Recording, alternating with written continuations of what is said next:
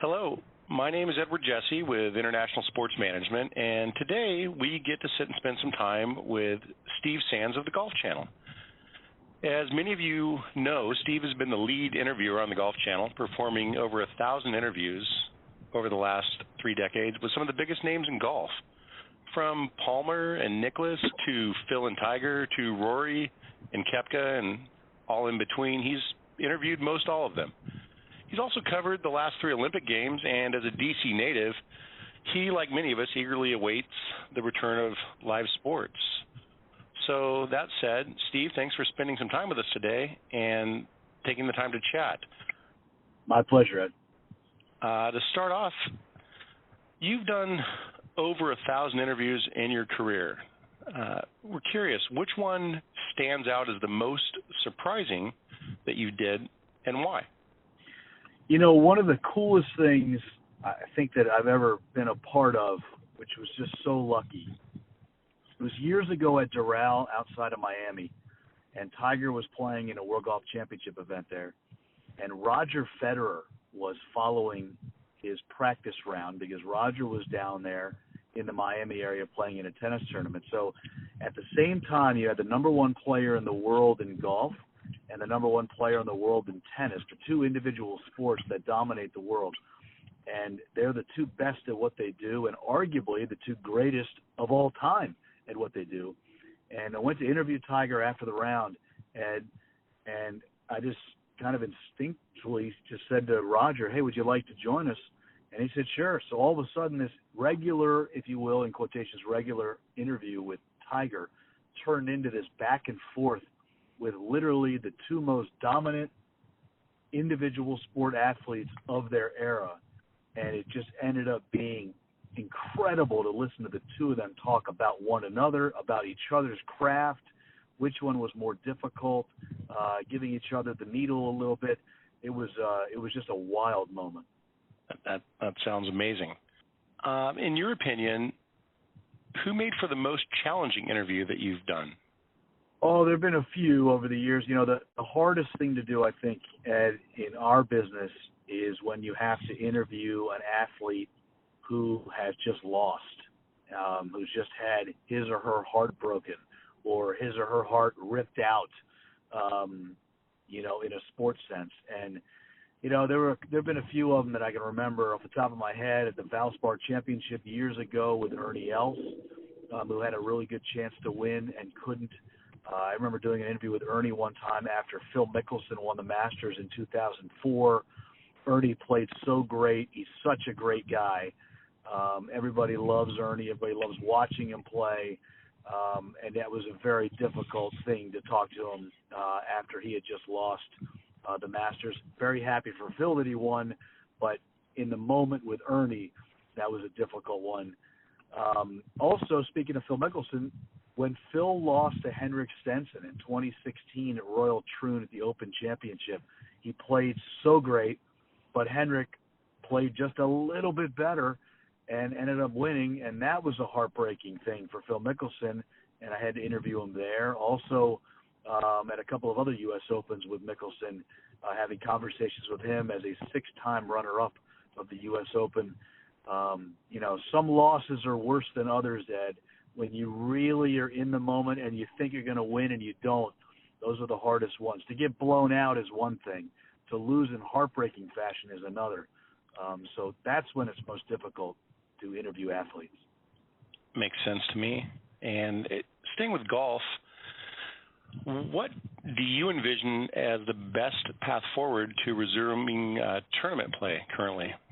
Oh, I think testing, safety precautions, confidence in the players and the caddies and the tour officials and the club that's going to host and the people in the community and the businesses opening up and, you know, the availability for the guys to be able to travel, to be able to stay in hotels, to be able to grab something to eat, just to have the confidence that everything that the tour is doing and everything that the players are doing is with safety in mind and also the competition in mind. So I think as long as people are tested and as long as people are careful and sports opens up responsibly, I'm completely 100% all for it. All right. And who do you think wins the first major this year if we see the PGA Championship go in August? Well, I know Rory McIlroy is the number one player in the world, and I know that he's also won before at Harding Park. So it'd be awfully tough to bet against McIlroy at Harding Park, considering his success there in the past and also the fact that he currently is the best player in the world. So I'd go with Rory.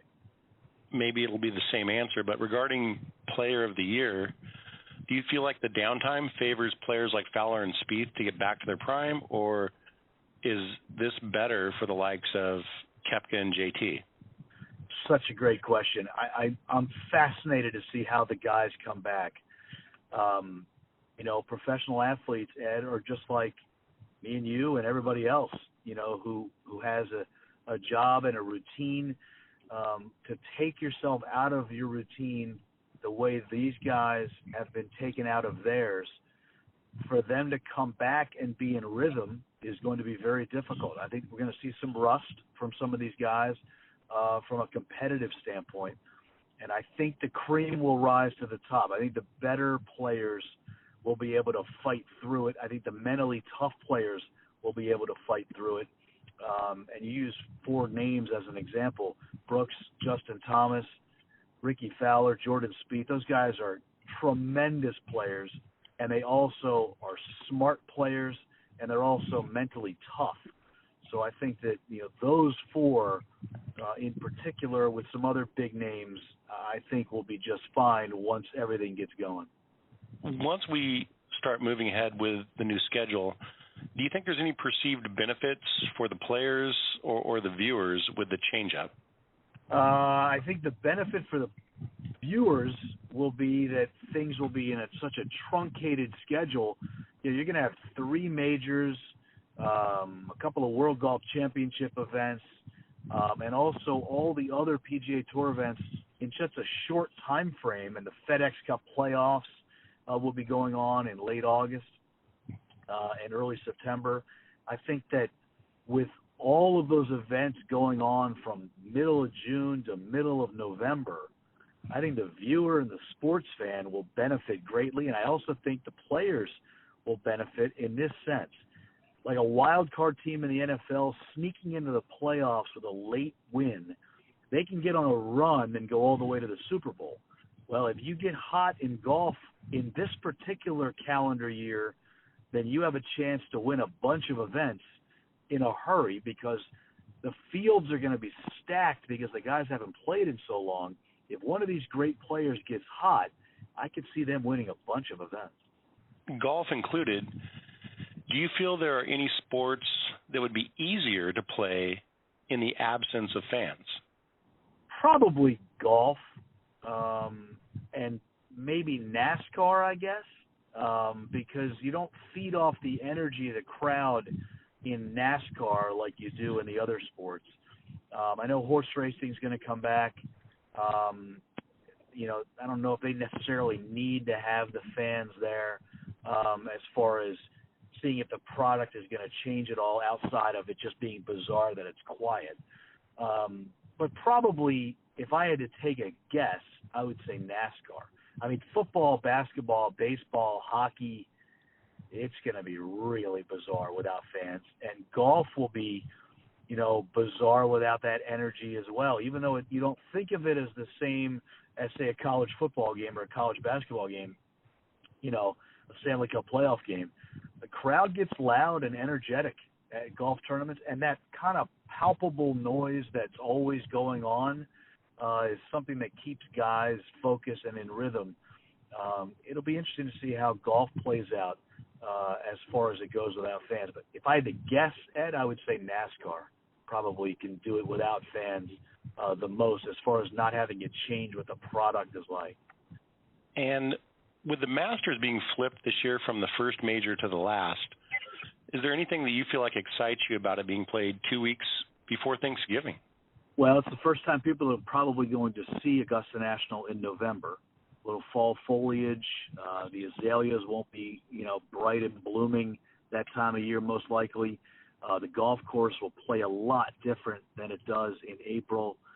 I think it'll be a little cooler, most likely, depending on what Mother Nature has to offer. You would think it'd be cooler in November than it would be in April in Augusta.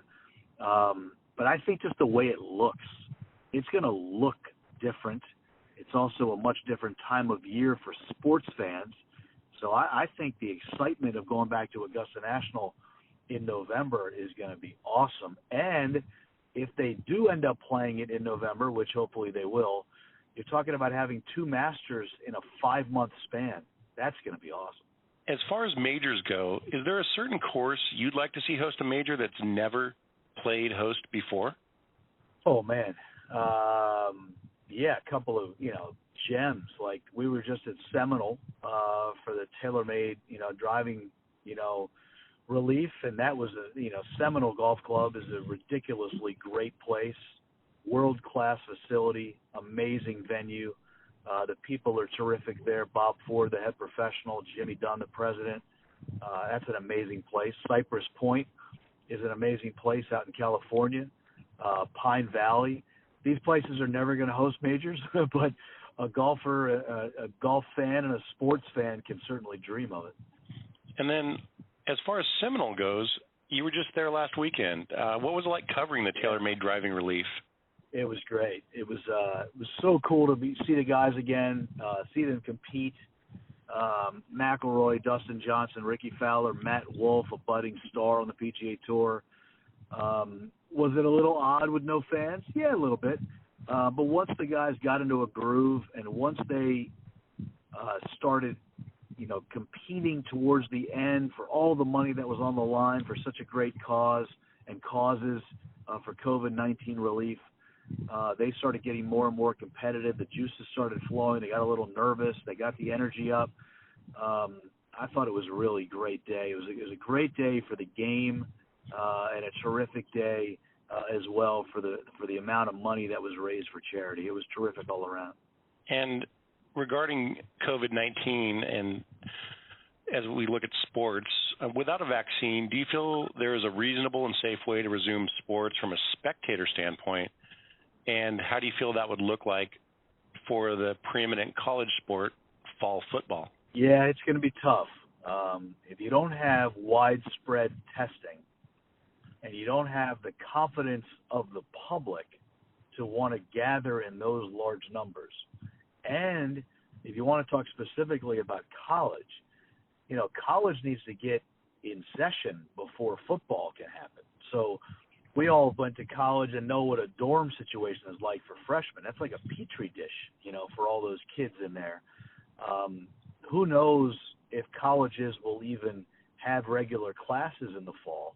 And if they're only online and they're not on campus, I'm not sure how the rules work, but it doesn't sound like football will be able to be played just yet until college is back in full session. But, I think testing and knowing what's out there and the safety precautions and following the CDC guidelines, I think fans will come back. Believe me, if they're playing football in Tuscaloosa in September, the fans are going to show up if they're allowed. I know there's been some talk on, as you mentioned, campuses being closed to physical classes. There's also been talk about persisting with the college football season in the fall. What are your thoughts on college athletes returning to train if campuses are closed to physical classes? Yeah, I don't think they can do that. I can't imagine. If you're going to call them student athletes, we all know, that's, who knows, how every school does it as far as their high-level student athletes. But let's face it, they are not regular students. However, if you're not going to have classes in session, if you're not going to have other kids staying on campus in dorms, resuming their normal college life, I don't know how you can go about letting the college football players be able to have their deal and do their thing and not let the other kids in school. I know there's a lot of money on the line, and that's how schools, basically earn their stripes financially and academically as far as getting the word out there as far as their university or their school. But But, man, if you're going to make it equal to other students, which they're supposed to, then I don't know how you would have no students on campus except for the athletes. That seems like a tough spot. As far as professional or collegiate athletes getting tested for COVID-19, do you feel like there's a valid argument for those tests to happen if it means restarting either various leagues or college seasons, even if all the ordinary citizens that want testing can't get it? Yeah, it's a tough one. We were talking about that last weekend at Seminole. You know, you don't want to take away from the greater good of the public, but you also need to make sure that life moves forward. So, you know, that's a difficult balance that everyone's going to have to take. I mean, the PGA Tour players and caddies and officials and administrators are going to be tested in Fort Worth before they go and play the Charles Schwab Challenge on the PGA Tour in the middle of June. Is that going to be taking away testing from locals in the area who need it? You sure would like to think that it would not. Now, I have no idea how it's all going to work and play out, but I know sports does not want to take away from a public health issue.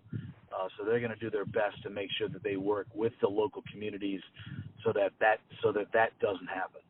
And then as far as college goes, you've mentioned before that you're a huge Terps fan and college hoops fan. So yeah, as a basketball fan, if you had to pick 5 players to make up your college dream team for all time, who would they be? Ooh. Oh, man, college basketball? I'll take Len Bias. I'll take Michael Jordan. Take Lou Alcindor, Kareem Abdul-Jabbar. Probably Bill Walton and Magic Johnson. That would be a heck of a team. Had to throw Len Bias in there because he's a Maryland Terrapin. Right.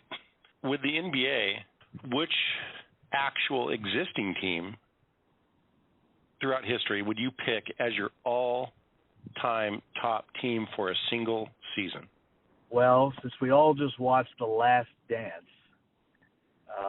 I thought the Warriors team from a couple of years ago was the greatest team I ever saw, and never thought that they would lose if they were actually focused for 82 straight games. They went on to win the title, and they were just incredible to watch with incredible versatility.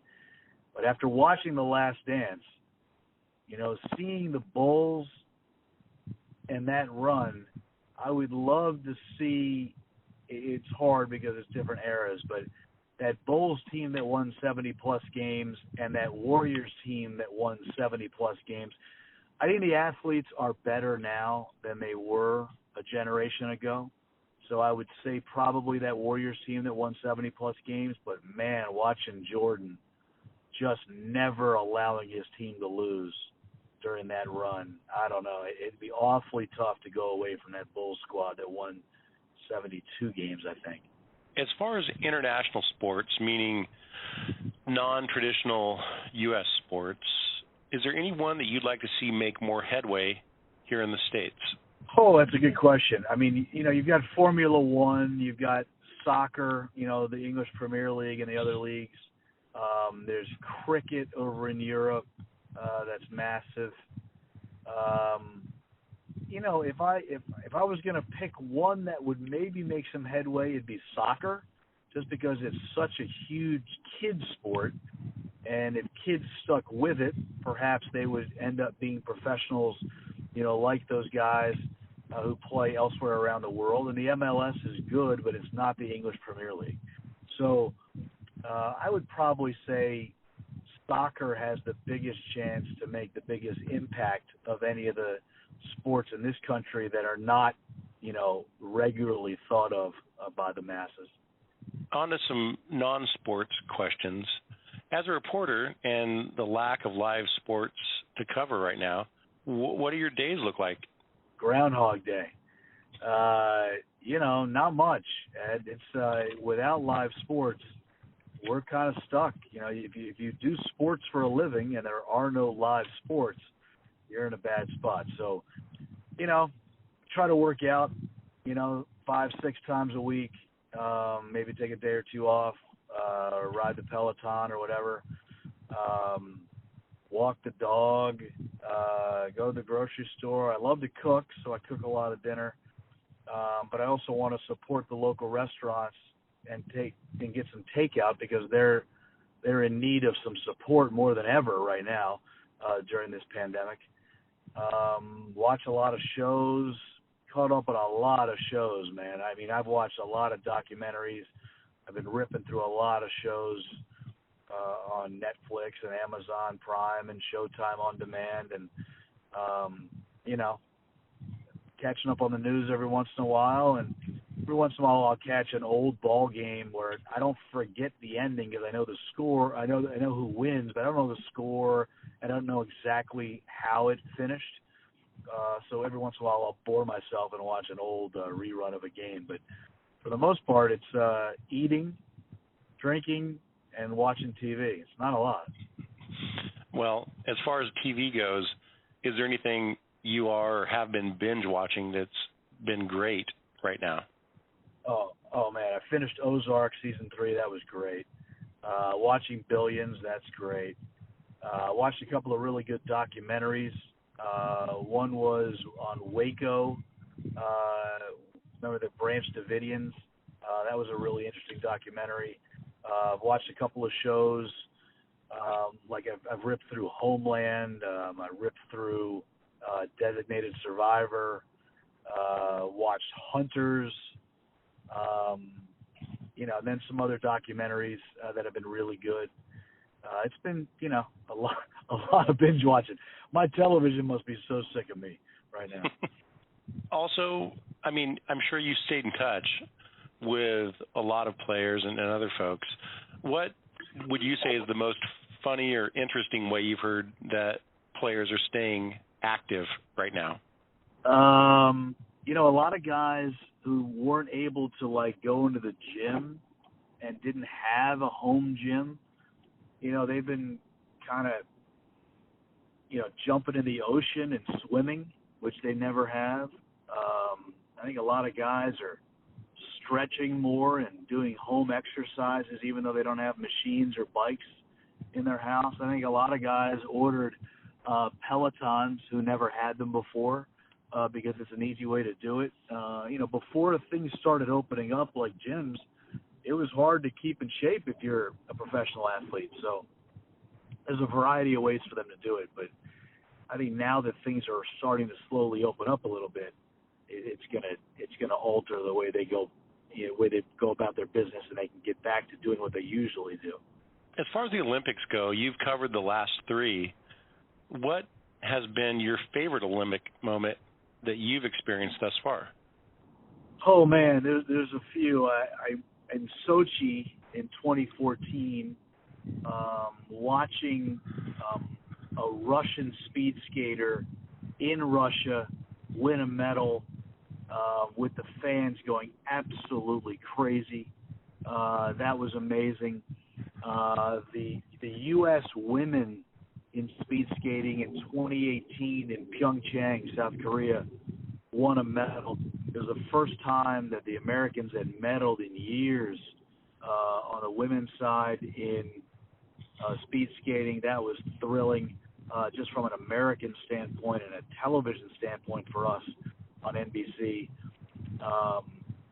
The reaction of the golfers from Justin Rose and Henrik Stenson going gold, silver in Rio, and then the women, watching the women, come down the stretch, trying to win a medal.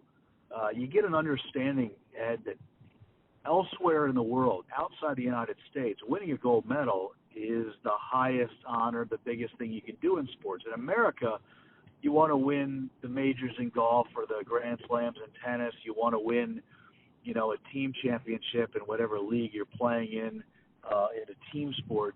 But around the world, gold medals, silver medals, bronze medals, they mean everything to those people, even though they're professional athletes. It was pretty cool to see, an amateur from Russia win a medal in Russia in front of the home crowd. Same thing in South Korea, in Pyeongchang, in speed skating. It's just the energy of the Olympics is unmatched. It's an amazing event. Well, it's certainly fun to watch, and looking forward to hopefully seeing it next year with Tokyo.